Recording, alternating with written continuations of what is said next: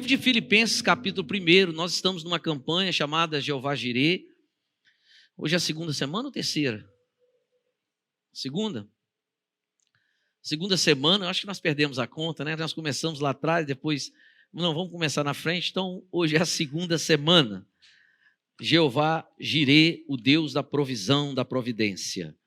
Filipenses, capítulo 1. Eu vou ler 2 versículos. O primeiro, você só vai abrir aí e a Ana Júlia, você não precisa colocar esse texto, coloca Atos 20, versículo 1. Vamos ler na tela só esse versículo, ele é pequenininho. Depois a gente lê o texto de Filipenses, capítulo 1, versículo de número 19. Só o 19 de Filipenses 1. Atos 20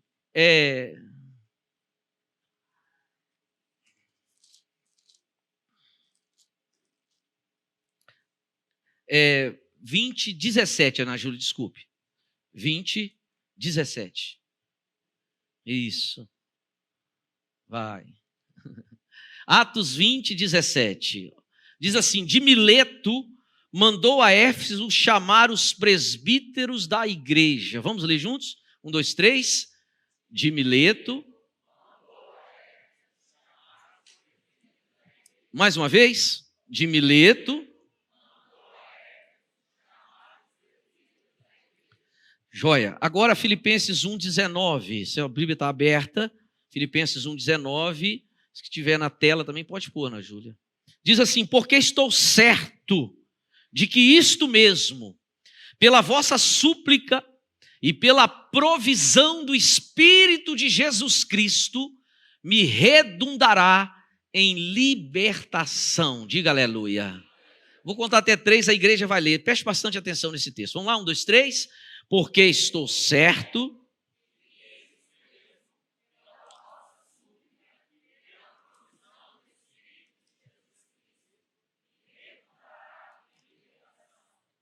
Aleluia. Estou certo.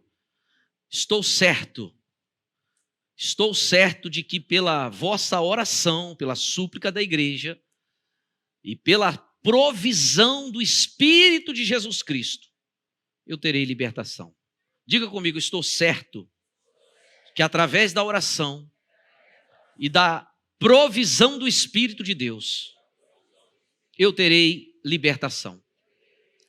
No primeiro texto que lemos, está falando de Paulo, uma experiência que o apóstolo Paulo teve. Preste bastante atenção que eu vou ser rápido. Eu quero orar por você, mas aqui há um grande segredo, uma grande palavra. Quem ama a Bíblia, diga amém. Eu estava vendo uma mensagem de Dave Paul Chu. Esses dias eu tenho visto algumas mensagens dele. E ele tem dito que, como lá na Coreia do Sul, eles gastam tempo, o maior tempo, na pregação da palavra. Eles oram muito, eles têm um monte de oração. Nesse monte de oração tem várias casinhas que só se entra de joelho.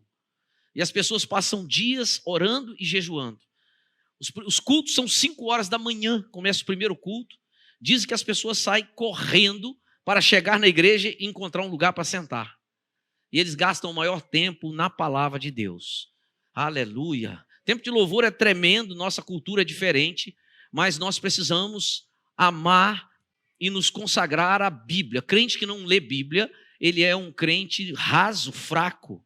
Agora, por outro lado, tem muita gente que lê muita Bíblia, mas não tem oração nenhuma. Então ele é um crente sem poder. Ele é um crente sem graça, sem unção. Então nós temos que aliar oração e Bíblia. Quem pode dizer amém? Esse texto aqui diz que de Atos 17, que Paulo estava em Mileto. E de Mileto ele chama os presbíteros de Éfeso para estar com ele. Esse segundo texto que lemos é Paulo falando à igreja de Filipenses, e ele está dizendo: pela sua oração e pela provisão do Espírito Santo, eu terei grande libertação. Oração e provisão, oração e provisão, oração e provisão. A oração, na verdade, iria gerar a provisão de que ele esperava. É o que ele está dizendo. Paulo passou 3 anos da vida dele. Quantos anos? 3 anos em Éfeso, pregando o evangelho, cuidando daquela igreja, cuidando daquele povo, sendo perseguido, muita luta.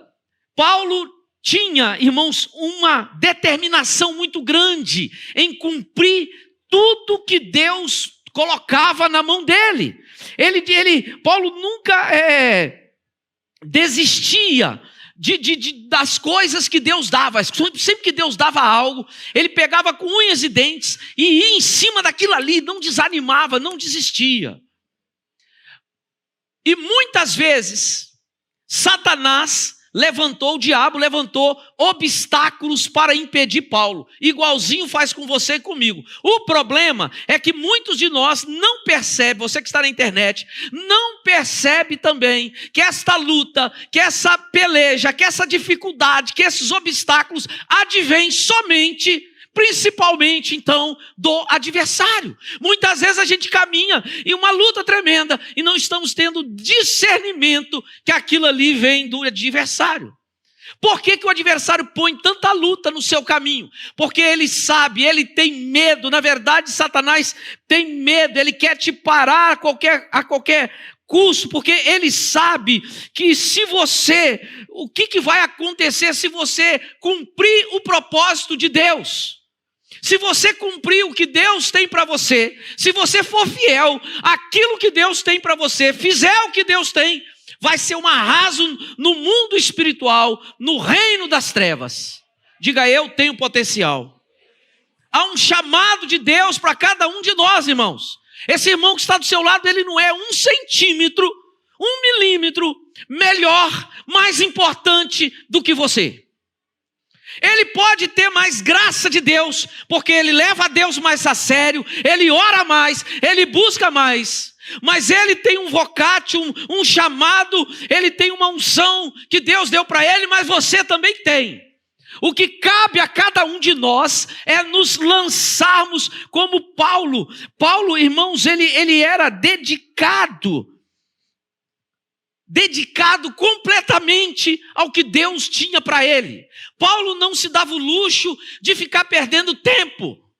Paulo não tinha o luxo de andar desanimado, esfriar na fé, cair na fé. Esses dias alguém me ligou e disse para mim que estava muito desanimado na fé, um obreiro de uma outra igreja. Eu falei, irmão, que conversa é essa? Que conversa é essa que você está falando comigo? Você está desanimado na fé porque você tem 4 filhos, tem esposa, é um homem experiente.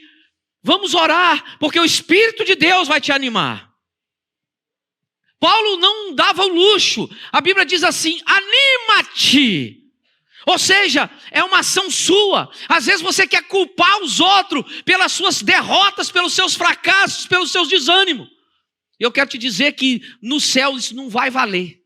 O dia que você falar com Deus, não, eu desviei porque aquele irmão fez isso comigo, porque o pastor não foi lá em casa, porque o presbítero nunca me visitou também, porque o irmão tal não olhou para mim, porque aconteceu isso comigo, me rejeitaram da equipe. Nenhuma dessas justificativas vão valer, melhor dizendo, diante de Deus.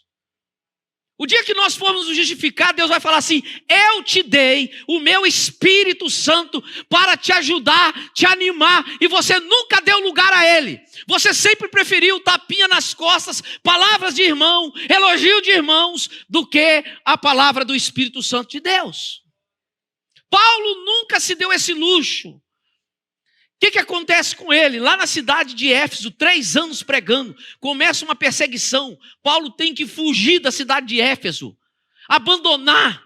E ele, irmãos, não se assentou e ficou chorando, murmurando, se queixando, dizendo, Deus, o Senhor não viu o que está acontecendo? Eu estava fazendo a tua obra e agora eu tenho que abandonar tudo. Deixei tudo para trás. Ele não ficou com essas conversas. Ele podia se lamentar.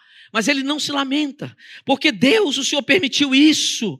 O Senhor sabe o quanto eu amo aquela liderança de Éfeso, aquela igreja de Éfeso. Isso está no capítulo 19 e 20 de Atos. Ele não fez nada disso. A Bíblia diz que ele não fez. A porta se fechou. Houve uma perseguição para ele. Houve uma dificuldade no caminho dele. Houve um incêndio na igreja. Houve uma luta em casa. Houve um problema de saúde. Houve tanta coisa, mas ele não se anima, ele vai embora. E ele diz assim: se não dá de um jeito, eu vou conseguir de outro. Diga aleluia. Diga, se não der de um jeito, eu vou conseguir de outro. Mas eu vou cumprir aquilo que Deus tem para mim. Eu não vou desanimar, eu vou segurar na mão a minha espada e vou prosseguir em nome de Jesus. Para a glória do nome de Jesus. Ele não desanima, ele não desacelera. Ele continua determinado em fazer o que Deus manda, focado. Você sabe que às vezes a gente, para ter foco, a gente precisa abandonar vários outros, porque senão você não consegue. Tem gente que quer ficar focado em vários lugares e acaba que no final ele não faz nada. Tem uma ilustração que o cara soltou 2 galinhas e falou: pega! E ele correu atrás de uma e era muito difícil, ele voltou para outra, correu. Depois não pegou nenhuma. Aí o cara falou: se você tivesse focado em uma e corrido atrás dela, se esforçado, você a pegaria. Mas você ficou para lá e para cá. E no final, você não escolheu nenhuma. Então você não pegou nenhuma. Paulo tinha foco. Paulo não desistia. Paulo sempre avançava. Diga, eu vou avançar. Diga, eu também não desisto. A Bíblia diz em Hebreus que nós não somos dos que desistem, dos que retrocedem, mas nós somos dos que continuam firmes. Aquela pessoa que tem comunhão com o Espírito Santo, aquela pessoa que tem uma vida de oração, aquela pessoa que está ali aos pés do Senhor, ela não retrocede.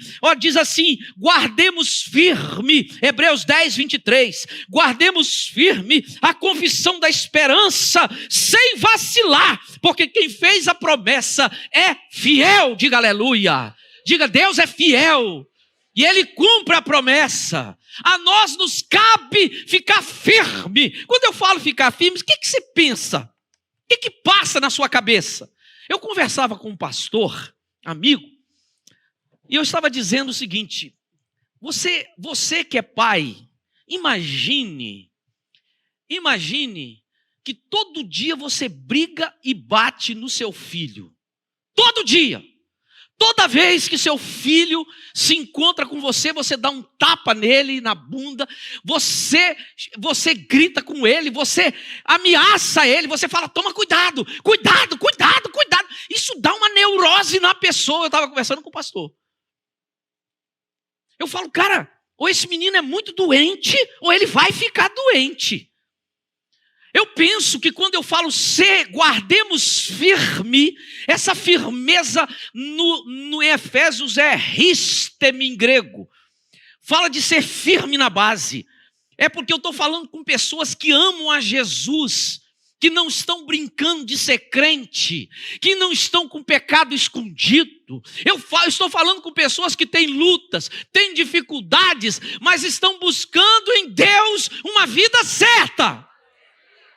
Falha, erra, mas estão ali: Senhor, tem misericórdia de mim. Quando erra, corre aos pés do Senhor, aceita a disciplina, aceita a correção, busca ajuda. É desse tipo de gente que eu estou falando. Porque tem igreja que é só paulada o tempo todo. Deus abençoa o ministério que é assim. Mas o meu entendimento é que tem que haver, sim, confronto, dizendo: meu irmão. Mas irmãos, quando eu leio ali, guardemos firme, eu estou falando de crente que é firme em Deus. Quem entendeu, diga amém. De gente que ama a Deus mais do que a si mesmo. Eu ouvi um amém, graças a Deus. Que ama a Deus mais do que a si mesmo. E aí o autor de Hebreus, que não sabe se é Lucas, se é Paulo, ninguém sabe, diz: guardemos firme a confissão da nossa esperança, nossa vida de testemunho, a nossa fé, os versículos, as promessas, guarde firme, fica com eles, não vacile, sem vacilar, porque tem muita gente que vacila, e ele diz sem vacilar, porque se você não vacilar, você vai desfrutar do melhor de Deus. Paulo, irmãos, não desistia, Paulo não desanimava, Paulo sabia que ele cumprindo aquilo que Deus queria, ele faria um estrago no reino das trevas. Ele sabia que Satanás sabia. Satanás temia Paulo como teme a você. Se você ficar firme na presença do Senhor, Satanás sabe do que você é capaz. Por isso que ele faz tanta luta para te frustrar, para te impedir, para você não dar ao máximo o seu potencial, para você não se consagrar, para você não orar, para você não ler a Bíblia, para você não fazer parte de um ministério, servir na igreja, para você não ser fiel. O objetivo dele é te parar, porque ele sabe quem é você. Às vezes nem você sabe quem é você, mas eu quero te falar da parte de Deus. Há uma unção de Deus sobre a sua vida. Há um poder de Deus liberado para você, ninguém pega. Você pode desprezá-lo, mas ele é seu e foi liberado para você. E tem mais. Esse poder aumenta, aleluia. Esta unção aumenta com o passar do tempo. O crente fiel, quanto mais passa, melhor é. Aleluia, mais experiência no Senhor. Paulo sabia disso, que a obediência, irmãos, a obediência, quando você decide obedecer, ali é o ponto inicial para que coisas poderosas comecem a acontecer na sua vida. Vou traduzir diferente. Coisas poderosas começam a acontecer quando você começa a obedecer. Na obediência, na santidade, na santificação, coisas poderosas começam a acontecer na nossa vida. Coisas tão poderosas que a gente mesmo diz assim: eu não consigo explicar o que está acontecendo na minha vida. A minha única explicação é Deus, o Deus Todo-Poderoso. A única explicação é Deus. Paulo sabia disso, então ele está na cidade de Éfeso, pregando o evangelho, 3 anos, e ele tem que fugir de lá porque houve uma perseguição para com ele. E ele vai para outro lugar, e ele chega na cidade marítima, costeira de Mileto. E aí, irmãos, olha o que eu aprendo com Paulo: se uma porta se fechar, Deus vai abrir outro caminho para você passar. Uma janela se abriu em Mileto. Domingo eu preguei sobre aquele texto de Atos 16, que o Espírito Santo impediu os apóstolos de ir para a Ásia e para outro lugar pregar.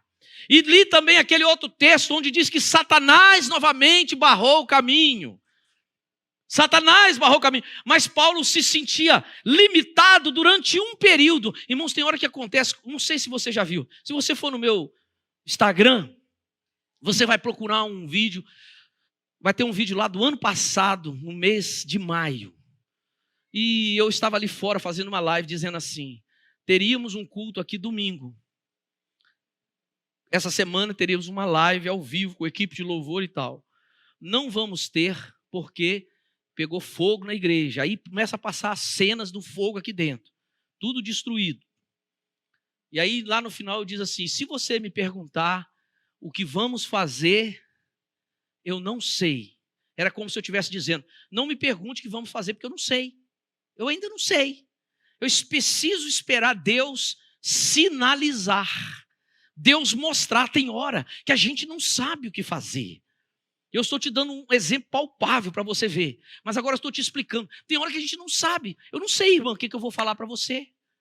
Não sei. Sinceramente, eu não sei.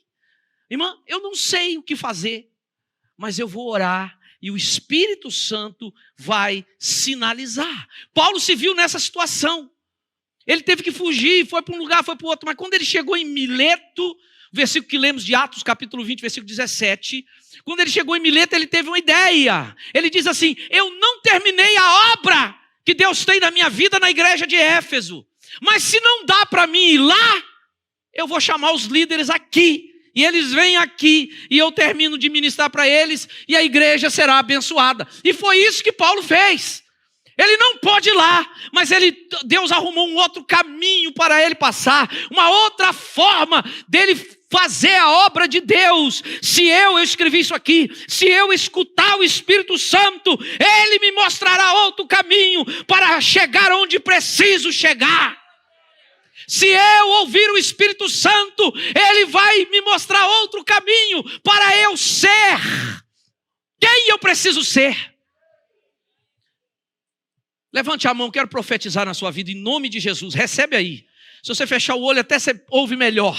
Eu quero dizer para você, em nome de Jesus, nessa noite, da parte de Deus, que o Senhor vai abrir uma outra porta, um caminho, para você chegar lá. Aleluia.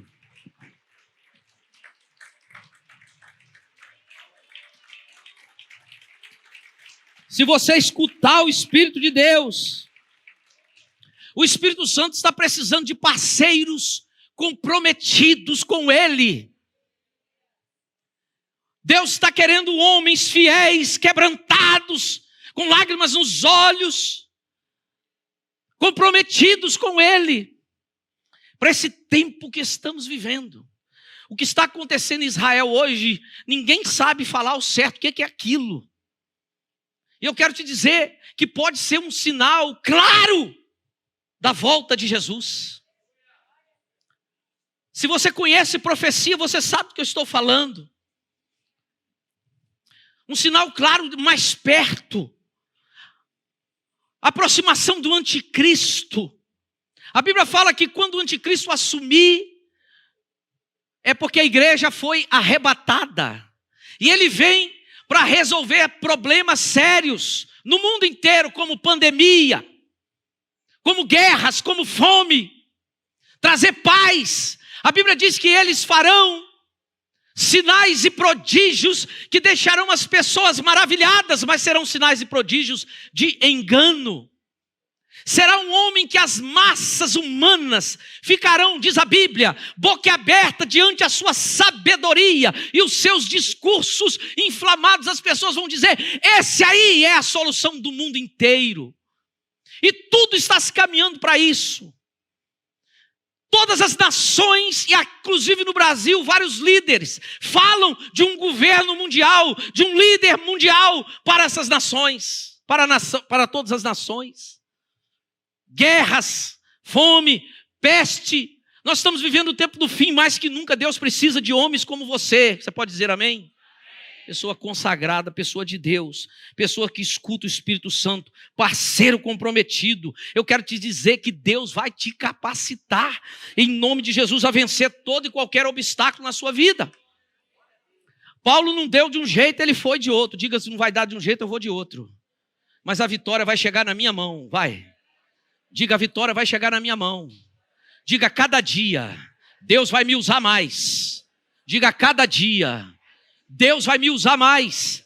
Agora, meu irmão, Deus não usa vaso torto, Deus não usa vaso sujo. Deus usa vaso limpo, vaso de barro que se põe na mão dele e diz, ó Senhor, estou todo quebrado, estou todo machucado, estou até sujo, mas eu me coloco nas tuas mãos. Aí Deus começa a usar. Paulo tinha uma visão aberta, ele diz, retroceder nada, eu vou continuar avançando. Há muitos irmãos que limitam Deus. Eu esses dias ouvi de um dizendo, mas nunca vi isso para crente. Eu falei, o problema que você nunca viu é porque o problema está na sua cabeça, está aqui. A sua visão de Deus é muito pequena. Você limita Deus na sua vida. Você acha que um Deus tão grande, tão poderoso, tão criativo, em tudo, não pode ampliar sua vida nessa área e nessa área? Um Deus que só tom de verde criou não sei quantos, eu acho que é infinito. Só tom de branco, de azul, as cores. Você fala um vermelho, mas tem quantos vermelhos? Não dá nem para contar. Quantas plantas, quantas folhas, quantos pássaros, quanto tudo. Um Deus criativo, será que Ele não pode te abençoar? Será que Ele não tem poder para cuidar de você e fazer a sua história muito maior do que é? Quem pode dizer aleluia? O Espírito Santo está precisando de gente parceiro, de gente consagrado. Gente que eu vou avançar, cheguei até aqui. Irmãos, tem gente que fala assim, eu estou com medo do telefone tocar. Porque quando o telefone, eu estou com medo de uma notícia ruim. Fala, como é que tá, irmão? Tá bom demais, que eu estou até com medo. Com medo por quê? O Deus que fez chegar bom demais até hoje, tem muito mais a fazer ainda, vai ficar melhor. Diga, o Deus que me abençoou até aqui, é só o começo. Vai me abençoar muito mais. Aleluia, aleluia, aleluia. eu estava ouvindo essa palavra do David Paul Yang-Chu, estou citando ele desde domingo, porque eu estou comendo algumas coisas dele, é um material. Hoje ele é um pastor jubilado na Coreia. Ele já não está mais à frente da igreja, não sei quantos, 500, 1 milhão de membros. Congregação de 500 mil membros, congregação. O velhinho já não ministra mais, mas ele estava dizendo, essa mensagem, ele era bem mais novo, que ele estava conversando com um médico da África do Sul. A África do Sul é país de primeiro mundo. Enquanto a África do Sul, não, desculpe, Coreia do Sul. Enquanto a Coreia do Norte é um país com um ditador, uma família ditadora, com uma dinastia. Dinastia é o governo de uma família perpetuado. A Coreia do Norte, o povo não tem nada. Não tem saneamento, não tem dentista, não tem médico, não tem nada. O povo sofre. Um país pobre, paupérrimo. A Coreia do Sul, do outro lado, é um país de primeiro mundo, exportando tecnologia, Samsung e tantas outras marcas para o mundo inteiro. Mas há anos atrás, eu não sei se 20, 30, 40 ou 50 anos, era paupérrimo de comer cachorro, o cachorro da rua. Eles pegavam e matavam, o tamanho era fome. Mas hoje é uma potência. Na Coreia, a polícia não anda com revólver.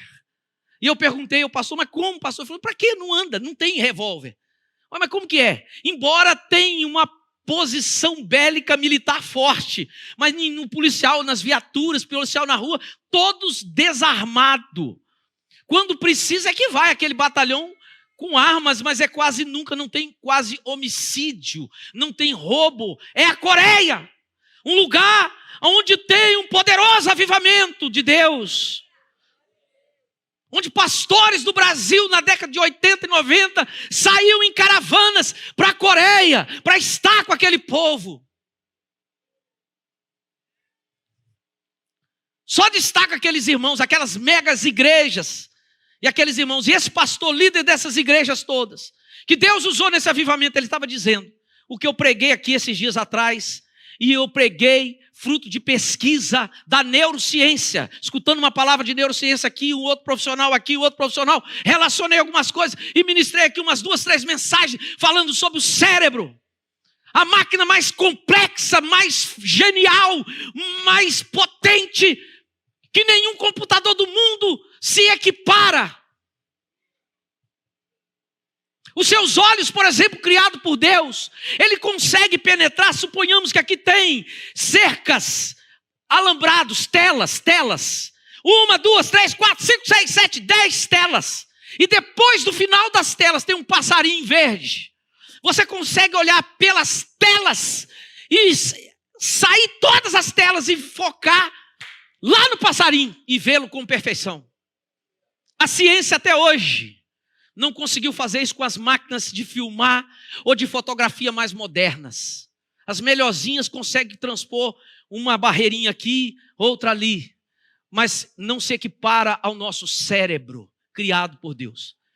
E eu estudei um pouco e preguei algumas mensagens, e eu vou te dizer só uma frase que eu disse, mas o Paul Yang-Chu disse que esse médico disse para ele que todos os nossos nervos, todos os nossos, ouvem o comando da sua voz. Quem entendeu, diga aleluia. E eu esses dias disse para você, que quando você abre a sua boca, o seu organismo, a sua mente, as suas emoções, o seu espírito, precisam ouvir a sua voz. Não é à toa que Davi, diante do espelho, dizia: alma minha, porque estás abatida, confia no Senhor. E ele ficava ministrando para ele mesmo. E nós aprendemos, estamos viciados em pensar mais que nunca hoje e falar menos.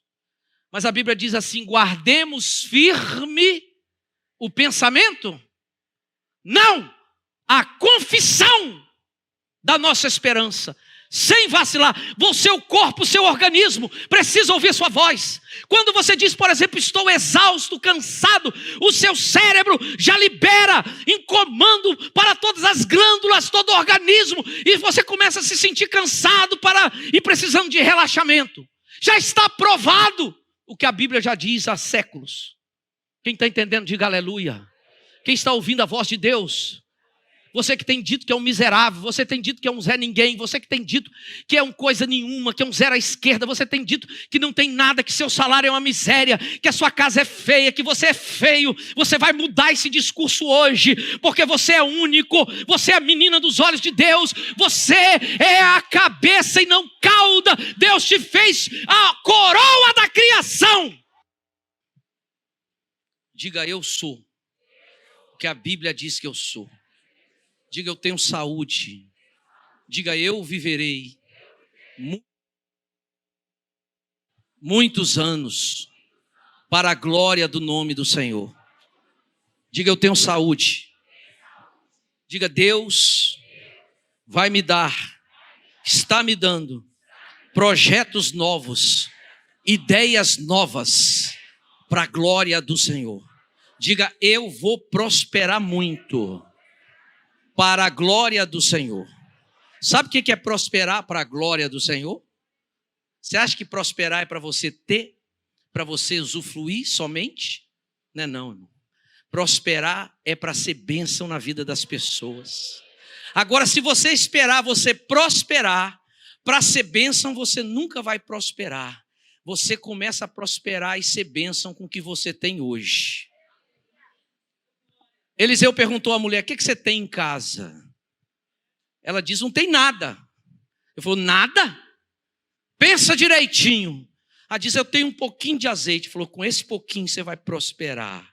Coloque sua fé na palavra de Deus e use o pouquinho. Coloque sua fé na palavra de Deus e use o pouquinho.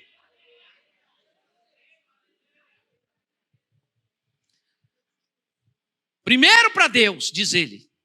Depois, para você. Disse Elias, a viúva de Serepta. Primeiro para Deus, para mim. Vai lá e faz um bolo para mim. Mas eu só tenho isso, mas pega isso que você só tem e faz para mim. E depois você verá a provisão de Deus na sua vida. É assim que funciona. Irmãos, concluindo, Filipenses, põe aí na Júlia, por favor, de novo. 1:19.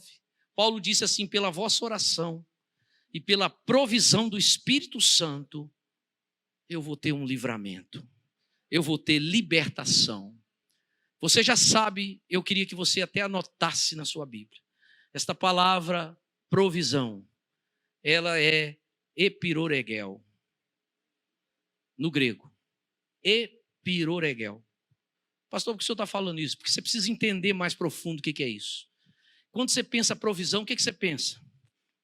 Um recurso, tá certo. Um escape, uma ajuda de repente, está certo.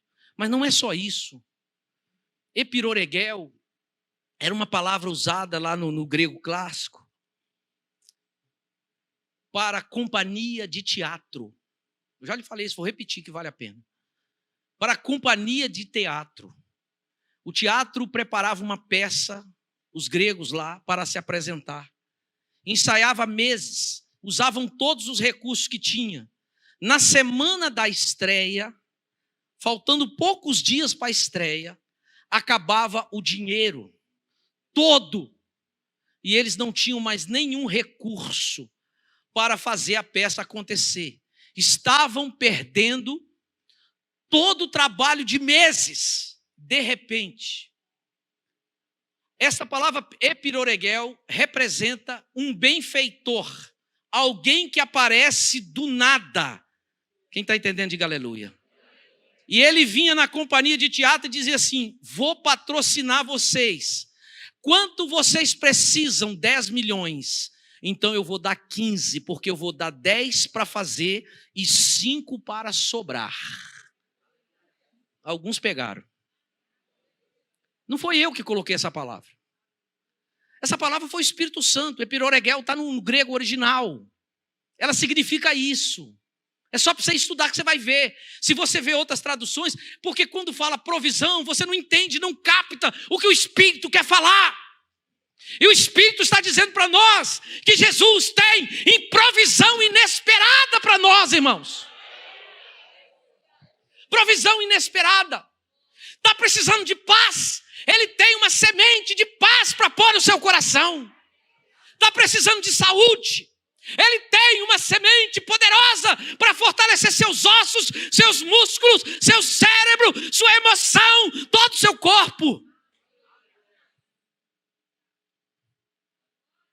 Epiroregel, provisão. Ele diz assim: eu estou certo, eu não estou em dúvida, eu não estou temeroso, eu estou certo que as orações surtirão efeito e que o Espírito Santo dará provisão em meu favor. Uma bênção inesperada. Aleluia. Diga aleluia. Aleluia. Essa fé que Deus quer te ver.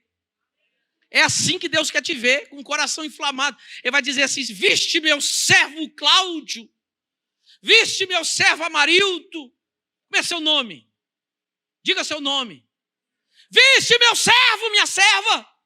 É o seu nome que ele vai citar lá no céu, diante dos anjos. Olha a fé dele. Fé como a de Hernández, lá em Cuba. Fé como a de Hernández em Cuba, diante do pelotão de fuzilamento. Ele dizia: estou seguindo a Cristo.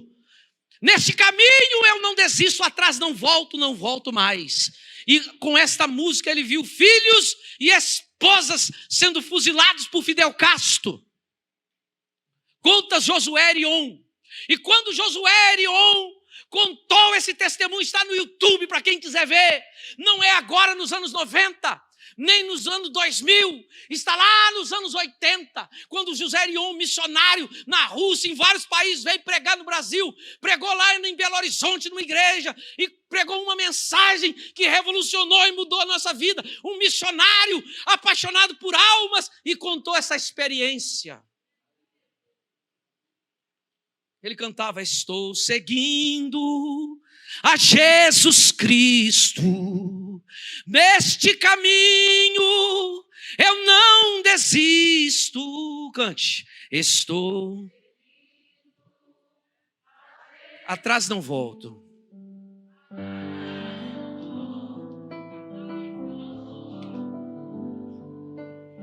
Hoje o R.R. Soares canta, gravou, né? A gente canta também de vez em quando. Mas pessoas que creem na provisão do Espírito, mesmo diante da morte, diz assim: minha vida é ceifada aqui, mas eu vou tomar café lá no céu. Eu vou morrer aqui, mas eu vou jantar lá no céu. Tem crente com a cabeça tão pequenininha que agora ele pensa assim: mas tomar café no céu, jantar no céu? Ei, meu irmão, é poético o que eu estou falando? É uma linguagem poética. Pastor, tem isso na Bíblia? Lê os Salmos. A linguagem poética, lê cantares. Como o salmista, os escritores usam a linguagem para nos fazer ir além, para fazer você imaginar. Você sabia que a sua fé vê a vitória? Sua fé toma posse da vitória? Sua fé celebra a vitória antes dela acontecer? Vou repetir. A sua fé vê a vitória. Ela toma posse, ela vê no mundo, na sua mente, ela vê no mundo do espírito. Ela fica grávida, ela toma posse. Ela diz: é minha, Deus me deu. E depois ela celebra, ela diz: ó que Deus vai fazer, ó que Deus vai fazer. Deus não fez, mas ela diz: Deus vai fazer. Deus vai fazer. Porque depois que Deus faz, é fácil de crer. Aliás, nem precisa de crer. Mas Deus está nos chamando para crer antes dele fazer. Quando você recebe a palavra do Espírito Santo, ele fala para você: servo meu, serva minha, eu tenho um hiperoregel para você. Eu tenho uma provisão inesperada para você. Confie. Paulo disse: pelas orações e pela provisão do Espírito, vai vir uma libertação. Só que ele diz assim: eu estou certo. Eu estou certo. Não em dúvida, não com medo, certo. A primeira bênção que eu queria que você pedisse nessa noite é uma vida santa a Deus. Quando um filho é esforçado, é santo, um filho é obediente, o pai não fica brigando com ele, não. Quando o pai vai falar, ele fala assim: ó, você fez aquilo ali, não faz mais não, aquilo não é bom não, tá bom pai, desculpa, eu vacilei. Ele fala diferente. Agora tem filho que nunca ouve. Filho tem um amante. Seja homem ou mulher, tem um amante.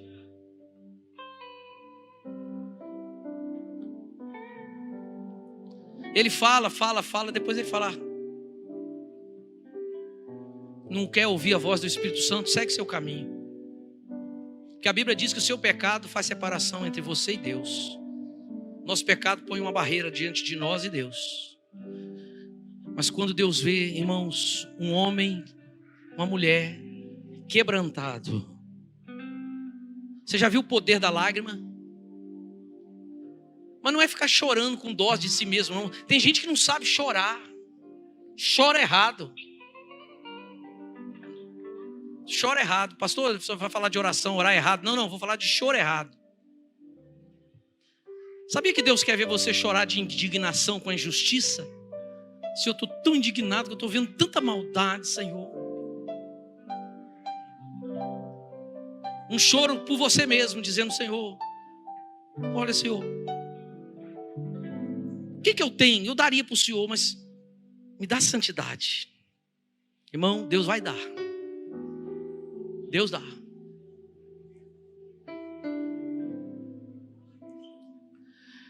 Mude de vida, tenha uma vida de vitória. Pare de culpar os outros pelos seus fracassos, pelas suas derrotas.